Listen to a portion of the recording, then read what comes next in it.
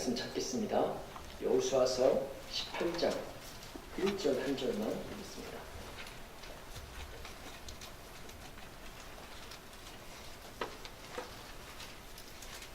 여호수아서 18장 1절 2절입니다.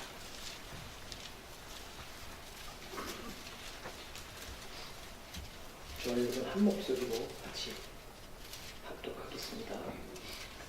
이스라엘의 자손의 온 회중이 실로에 모여서 거기에 회막을 세웠으며 그 땅은 그들 앞에서 돌아와 정복되었더라. 아멘. 지난 주일날 오후에 인명과 지명이 기록된 여호수아서를 보면서 그것이 얼마나 구체적이었고 그들에게 실제였는지를, 그래서 우리 신앙의 일기는 과연 그러한 이름들이 지명과 인명이 나오는지 생각해 보았습니다. 그리고 여호수아의 영향력을 줄이고 각 지파와 각 가정의 신앙을 개별적으로 확인하시는 하나님을 확인했고, 그것이 우리에게도 동일하여서 교회의 신앙과 성장 뒤에 숨을 수 없음을 확인해 보았습니다. 구체적인 예를 들어서 갈렙의 가문과 에브라임 지파를 비교하면서 이스라엘이 그간 경험한 기적과 승리가 갈렙에게는 혼자 있어도 실제가 되는 거였고, 에브라임 지파에게는 그냥 남의 것이었음을, 이스라엘의 것이지 자기들 것은 아니었음을 살펴보았습니다. 여러분 인생에도, 여러분의 신앙 일기에도 인명과 지명이 가득하기를 축복합니다. 오늘은 지난 시간에 이어서 그 땅 분배 단락, 세 번째 단락이라고 지난 시간에 설명드렸는데, 그 13장부터 21장까지 해당하는 그 내용을 조금 큰 시야로 살펴보고자 합니다. 히브리 사람들의 글 쓰는 방식을 먼저 설명드리면, 여호수아서의 이 세 번째 단락을 이해하는데 땅 분배, 배분하는 그 작업도 이해가 되실 것입니다. 히브리 문학은 절대로 글의 주제를 직접 첫째, 둘째, 셋째 이렇게 말해주질 않습니다. 그 글의 주제는 그 구조 속에다가 숨겨 놓습니다. 서구식 교육을 받은 우리들은 논리문 논문에서처럼 첫째, 둘째, 셋째 그리고 결론이라는 이 구조를 좋아하지만 그건 히브리 사람들의 글에는 그런 글은 사실 많지 않습니다. 바울 서신에서 헬라식 편지 속에서 헬라의 문화를 받은, 영향을 받은 그 편지 속에서나 논리적인 전개가 약간 보일 뿐이지 구약은 사실 전부 다 다른 방식의 글쓰기 전개를 갖고 있습니다. 그 글을 전개하는 방법, 그래서 내가 지금 이 글을 쓰고 있는데 이 주제를 전개하는 방법이 몇 가지가 있기는 한데, 그 중에 가장 많이 쓰여지는 것이 수미상음이라고 불리는 방법입니다. 동심원 구조라고 보시면 됩니다. 똑같은 톱빛이 화제가 이렇게 앞과 뒤를 감싸고 있어서 이렇게 전개되는 것, 다른 이야기들을 하고 있는 것 같은데, 그 다음 장을 읽었는데 내용이 이쪽 것하고 이렇게 같아지고, 또 이쪽 것, 다음 거 읽었는데 앞에 거하고 같아지고, 이렇게 동심원 구조를 그려서 가장 이야기하고 싶은 한 부분이 여기 있고, 이것을 같은 화제로, 같은 토픽으로 이렇게 감싸고 있는 구조가 가장 일반적입니다. 그래서 이 가운데 딱 하나 나오는 것을 발견해낼 수 있다면, 그러면 지금 이 저자가 이 글 안에서, 이 단락 안에서 이 이야기를 하고 싶었던 거구나 하고 구조적으로 설명해 놓은 방법입니다. 땅 분배 단락이 13장부터 21장이 딱 그와 같습니다. 이 가운데 가장 핵심을 차지하는 그 딱 한 번 나오는 그 단어가 회막입니다. 그 땅을 분배하고 레위 지파와 도피성을 이야기하면서 지명을 따라 지역을 따라, 처음에 이렇게 쭉 읽으면 이게 무슨 순서로 지금 이 사람이 글을 쓰는 거지? 이 순서, 이게 왔다 갔다 하거든요. 그래서 처음에는 헷갈립니다. 그러니까 이제 야곱의 유언을 따라서 지파별로 분배를 한 건가, 어떤 순서가 있을까, 이렇게 계속 읽다 보면 그렇게 딱 한 가운데 핵심이 드러나게 기록한 것인데, 그게 바로 실로라는 지명에 회막을 세우는 일이었습니다. 여러분, 회막이 뭐죠? 회막이 뭐예요?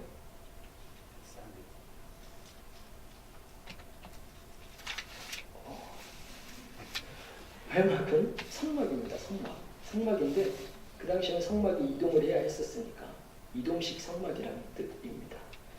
그러니까 땅을 주겠노라고 내가 너에게 조상에게 약속했던 그 땅을 주마.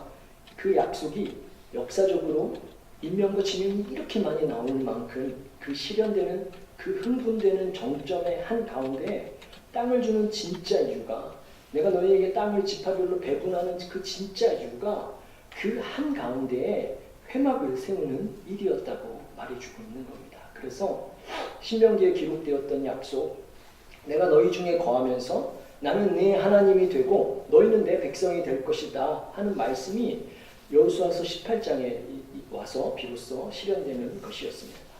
땅을 차지하는 모든 전쟁에서 승리하게 하셨던 이유, 땅을 배분하고 나눠 가지라고 하신 직자 이유, 그 가운데 하나님이 회막으로 거하시겠다는 것입니다. 전쟁에서 이기게 하는 하나님, 승리를 가져다 주었던 하나님, 싸움에 능한 분, 조력자, 능력자, 하나님을 지칭하고 묘사하는 많은 이름들 중에 이런 이름을 알려주고 싶으셨던 것이 아니고 함께 사시는 분으로 자기를 보여주고 싶으셨던 겁니다. 자기 백성과 함께 거부감 없이, 제발 거부감 없이, 무서움 없이 마치 에덴에서 하나님이 동산에 거니셨던 것처럼 자기 백성과 함께 먹고 자고 살고 하는 것, 거닐고 싶으신 꿈, 그것이 모든 여호수아서의 핵심이었습니다. 함께 거닐 그 백성을 만들기 위해서 믿음으로, 약속으로 그 땅에 어울리는 사람들을 만들어 오신 것입니다. 그런데 여러분, 이 내용은 사실 출애굽기 전체 내용을 그 구조를 살펴보아도 동일합니다. 출애굽기가 총 40장인데 1장부터 19장까지는 우리가 아는 그 드라마틱한 내용들, 너무 흥미롭고 재미있어서 한 번 들으면 잊을 수가 없는 그 스토리들, 그 기적들, 그 능력이 펼쳐지는 내용이 나옵니다. 그리고 그 반을 조금 넘어선 내용이 20장부터 등장하는데 오직 한 가지 주제입니다. 20장부터 40장 끝까지, 그리고 이어서 펼쳐지는 레위기 1장부터 12장까지 총 33장의 내용이, 34장의 내용이 무엇입니까? 일부 다른 내용이 들어가 있긴 하지만 하나님이 거하실 회막을 이스라엘 12지파 진중 안에, 진 한가운데 짓는 법이고 그 회막 안에 들어오는 방법에 관한 내용입니다. 그러니까 그게 핵심인 거죠. 그 앞에 1장부터 19장까지 있는 멋진 이야기들, 쉬운 이야기들, 그게 중요했던 것이 아니고 하나님이 어디에 거하시는가, 하나님이 어떻게 같이 살 수 있는가, 하나님과는 어떻게 같이 또 더불어서 지낼 수 있는가, 이게 핵심이라는 것입니다. 그러니까 하나님이 왜 애굽에서 꺼내신 겁니까? 하나님이 왜 홍해를 건너게 하신 겁니까? 하나님이 왜 40년 동안 하루도 빠짐없이 만나와 메추라기를 때마다 물을 주신 겁니까? 하나님이 왜 요단을 건너게 하신 겁니까? 하나님이 왜 여리고성을, 아이성을, 가나안 땅을 정복하게 하신 겁니까? 하나님이 왜 땅을 지파별로 분배하게 하셨습니까? 이 모든 질문에 딱 한 가지인 겁니다. 함께 사시려고요. 함께 거하려고요. 능력자 하나님, 역사하시는 하나님, 조력자 하나님, 위기에 도와줄 수 있는 하나님, 그런 거 그만하고 그것 자체가 목적이 아니었고 같이 사는 하나님을 하고 싶으셨던 것입니다. 이건 동일합니다, 여러분. 하나님이 우리를 왜 죄에서 구원하셨겠습니까? 하나님이 우리에게 왜 순간순간 때마다 찾아오셔서 은혜를 주시겠습니까? 우리가 넘어질만 하면 찾아오셔서 미리 예비하셨던 그 은혜를 왜 남모르게 우리 가운데 기적으로 주시는 겁니까? 이 모든 질문에도 사실 답이 딱 한 가지인 겁니다.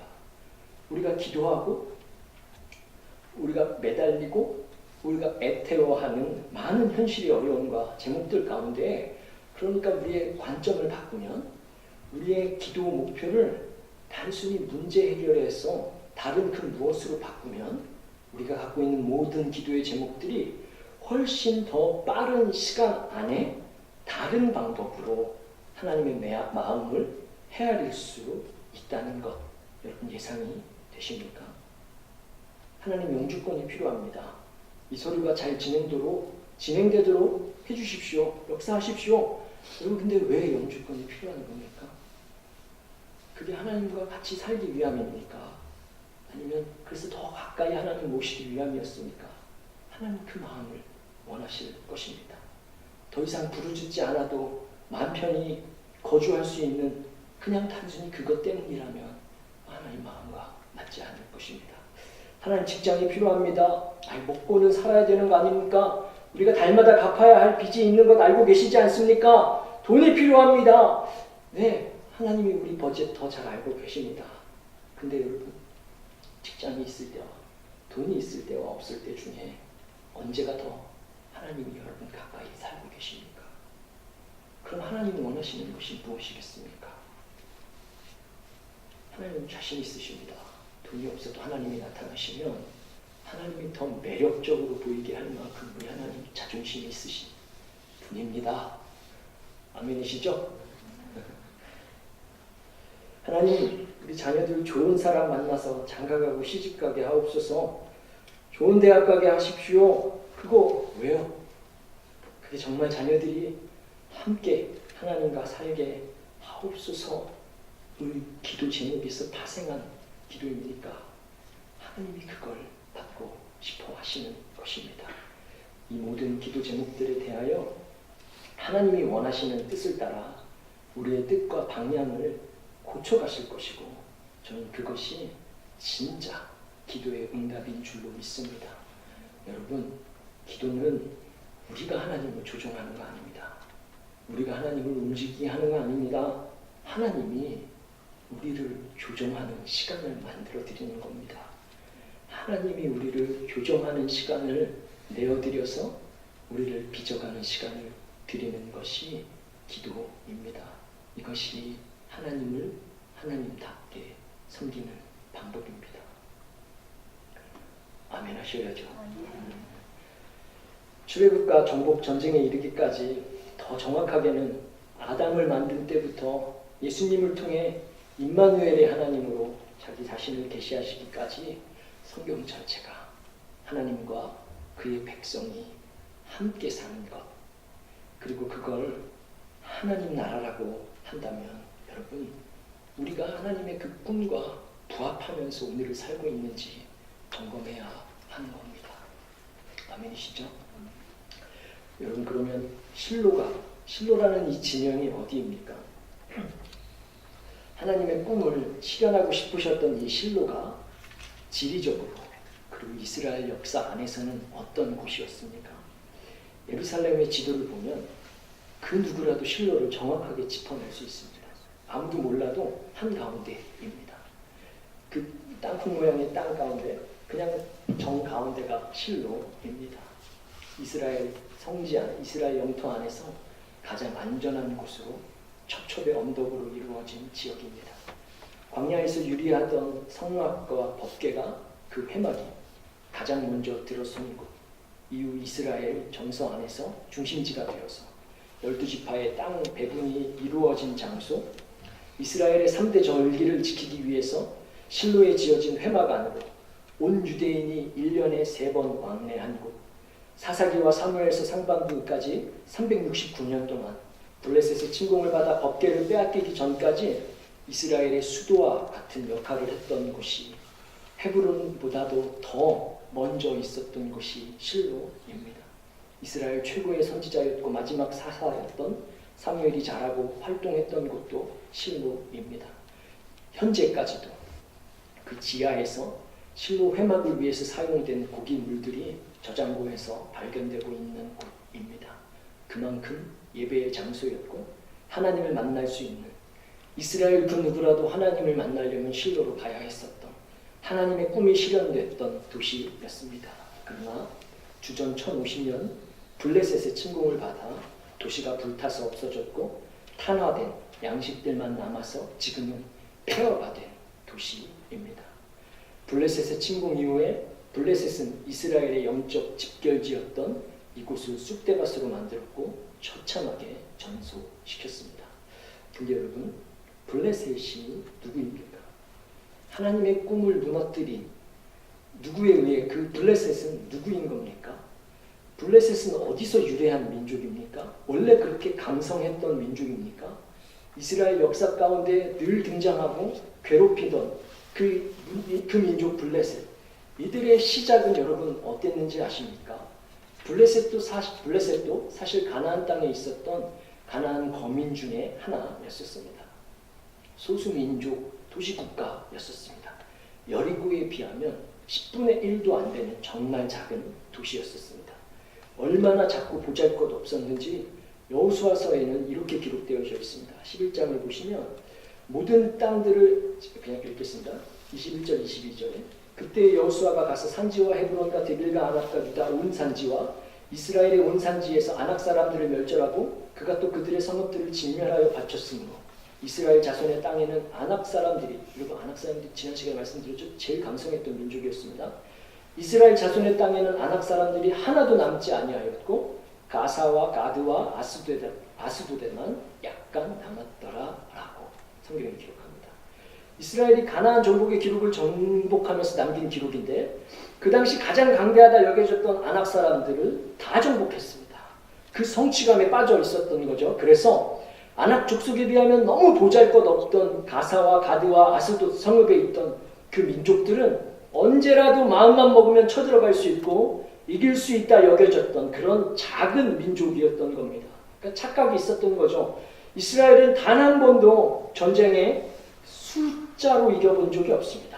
힘이 더 세서 이겨본 전쟁은 단 한 번도 없었습니다. 오직 하나님께서 주시겠다 약속하셨던 그 하나님의 나라 그 땅은 순종에 의해서 들어갔던 땅이고 믿음에 의해서 받았던 하사받는 땅이었었습니다. 그런데 아낙 사람들을 물리치고는 거의 다 됐다는 생각에 젖어서 이 정도 했으면 인간적으로 저 정도, 그 아까 말했던 세 곳에 그곳 정도는 언제라도 이길 수 있다는 그 생각이 믿음과 순종을 저 멀리 있게 했고 지금 우리가 읽은 그 가사와 가드와 아스돗이 블레셋의 5개 성읍 중에 3곳이었습니다. 거기에 그 사람들 남겨두었다가 실로에 있었던 법궤가 빼앗겼고 거기서 골리앗이 자라서 나왔고 거기서 다윗이 미친 연기를 하면서 겨우 살아남은 수치스러운 도시들입니다. 여러분 처음에는 정말 괜찮아 보였었습니다. 그 약간 남겨두는 거, 약간의 불순종, 그 약간의 인간적인 생각, 신앙적으로도 성공했고 내 방법도 있다 하는 그 약간의 그 혼합이 믿음으로 큰 것을 했으니까 작은 것은 내 경험과 계산으로도 할 수 있다 했던 그 실수가 이스라엘 편에서는 실수였으나 하나님 편에서는 완전한 불순종으로 여겨져서 훗날에 실로의 멸망을 가져오는 하나님의 꿈을 망가뜨려버리는 빌미가 된 것입니다. 여러분 우리에게 하나님의 꿈이 구현되지 않는 이 진짜 이유가 바로 여기에 있는 겁니다.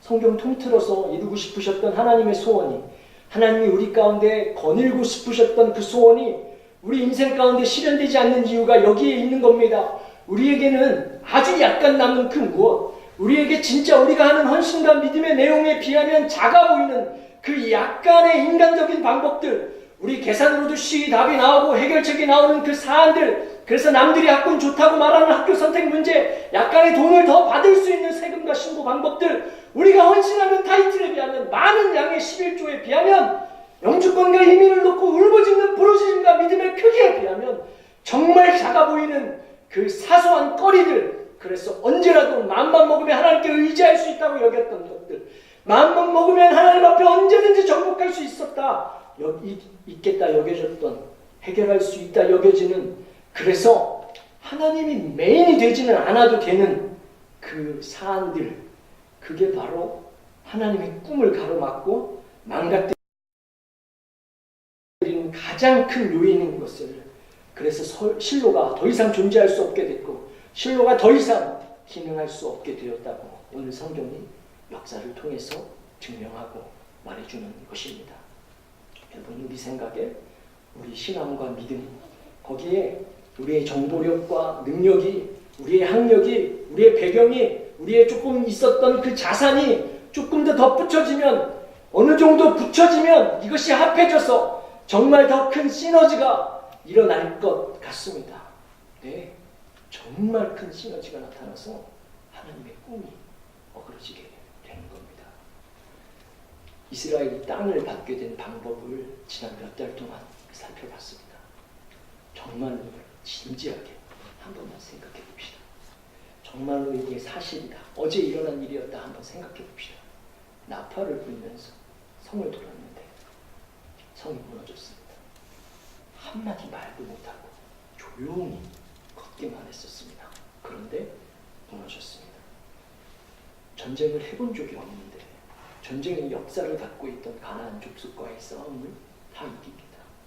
강이 가장 범람하던 시기에 그 강에 발을 담갔는데 강이 마르고 바닥이 말라 요단을 건넙니다. 여러분 이걸 한번 진짜라고 생각해 보십시오. 그럼 거기에 인간적인 방법이 끼어들 여지가 있겠습니까? 그때 나는 이걸 했었지. 하나님은 이만큼 했고 나는 이만큼을 했었지 하는 그게 그 상상이나 붙일 수 있겠습니까?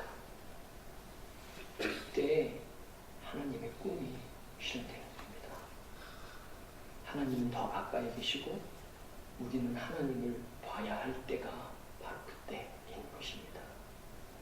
우리 하나님은 우리 인생의 모든 인생사를 자녀의 학교 선택, 진로 선택, 뭐라도 자동차 사고, 집 사고, 이사 가고, 결혼하고, 배우자 선택하고 모든 것들 그 사안의 크고 작음을 떠나서 이 모든 사안에서 하나님은 더 가까이 계시고 싶어 하시고 우리는 더 하나님을 바라보고 의지하기를 원하시는 줄 믿습니다.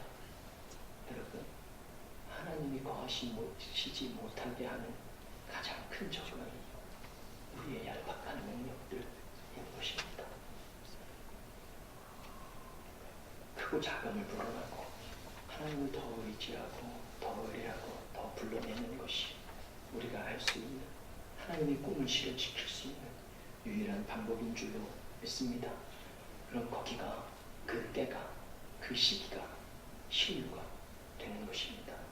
하나님이 거하시는 거기 그래서 실로의 이름 그 뜻대로 하나님께 속한 곳이 될 것입니다. 우리 인생이 실로로 가득하기를 축복합니다. 같이 기도하겠습니다.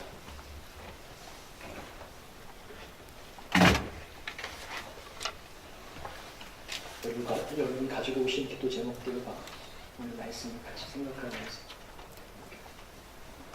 하나님께 좀 부르짖고 기도하면서 그렇게 기도하시다가 돌아가시면 되겠습니다. 같이 기도합시다.